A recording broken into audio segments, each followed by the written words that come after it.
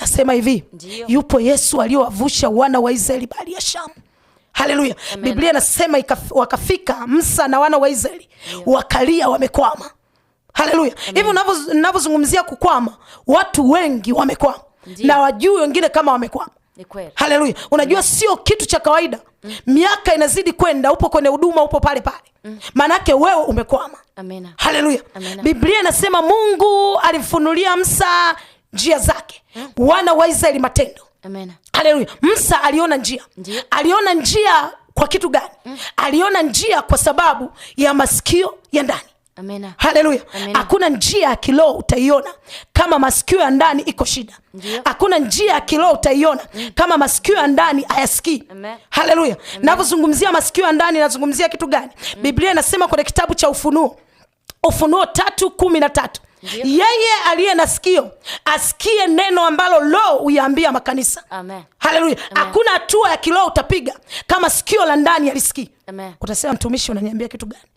Nasema hivi, bahari ya Shamu walivyofika. Haleluya. Kilichokuwa kinahitajika kitu gani? Haleluya. Mungu alikuwa naye. Kilichokuwa kinahitajika ni masikio ya ndani kumsikia Mungu anasema nini juu ya bahari. Nasema hivi, kilichokuwa kinawaliza wana wa Israeli bahari ya Shamu, si kwa sababu Farao anakuja na jeshi. Sio kwa sababu ya bahari.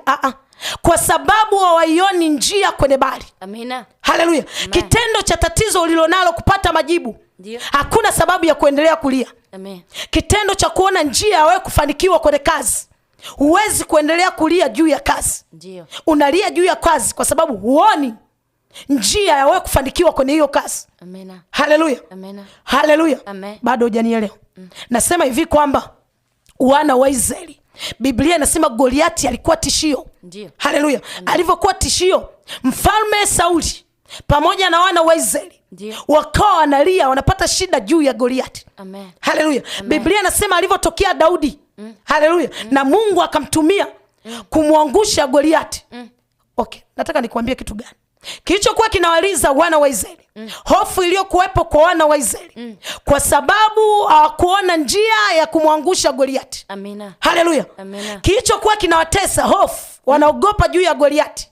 Haleluya. Kwa ajili ya nini? Hawakuona njia ya kumwangusha Goliati. Nasema umaskini ni Goliati.